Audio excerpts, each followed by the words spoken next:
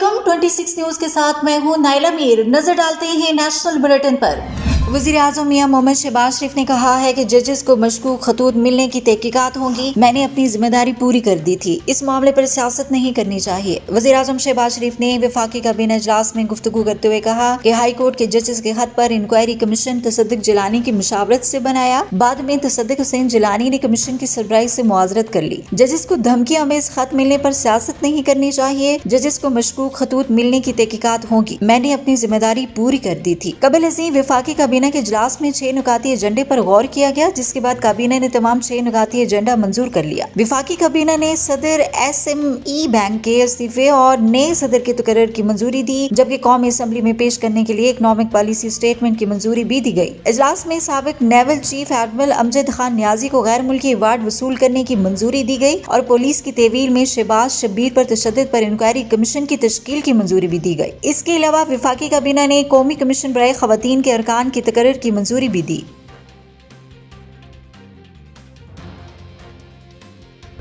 पाकिस्तान तहरीक इंसाफ के रहनुमा आजम स्वाति ने अदालत के सामने सरेंडर कर दिया। स्पेशल जज सेंट्रल इस्लामाबाद की अदालत में PTI रहनुमा वकील अली बुखारी मुर्तजा तोरी के हमरा पेश हुए। केस की समाअत ड्यूटी जज रक्षंदा शाहीन ने की। आजम स्वाति ने दरखास्त जमानत कबल अज गिरफ्तारी दायर कर दी, जिस पर अदालत ने उनकी अबूरी जमानत 20 अप्रैल तक मंजूर कर ली। याद रहे कि PTI रहनुमा के खिलाफ मुतनाज़ा ट्वीट्स करने पर FIA ने मुकदमा दर्ज किया था। मुसलसल गैर हाजिरी पर अदालत ने आजम स्वाति को इश्तेहारी करार देने के बाद दायमी वारंट जारी किए थे।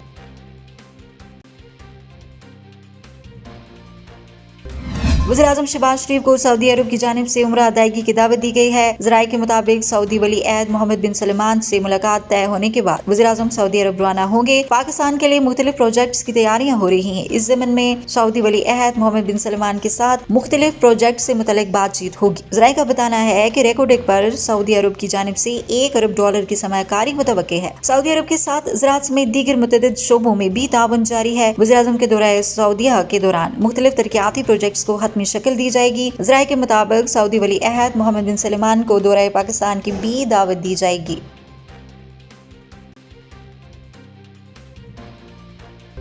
लाहौर हाई कोर्ट ने चौधरी परवेज इलाही को ज़िमनी इलेक्शन लड़ने के लिए अहल करार दे दिया। अदालत में चौधरी परवेज इलाही, मोनिस इलाही समेत दीगर को ज़िमनी इलेक्शन की इजाजत देने के खिलाफ दायर अपील पर समाअत हुई। जस्टिस शाहिद बिलाल हसन की सरबराही में 2 रुकनी बेंच ने अपील पर समाअत की। अदालत ने ट्रिब्यूनल के फैसले को बरकरार रखते हुए चौधरी परवेज इलाही को इंतखाबात के लिए अहल करार दे दिया। लाहौर हाई कोर्ट के जस्टिस शाहिद बिलाल हसन ने वकला के दलाइल मुकम्मल होने के बाद महफूज फैसला सुनाया। PP 32 से चौधरी मोहम्मद अरशद ने सिंगल बेंच के फैसले के खिलाफ अपील दायर की थी। अपील में मौक़िफ़ अख्तियार किया गया था कि परवेज इलाही समेत दीगर को इलेक्शन लड़ने की इजाज़त हक़ाइक़ के बरक्स दी गई।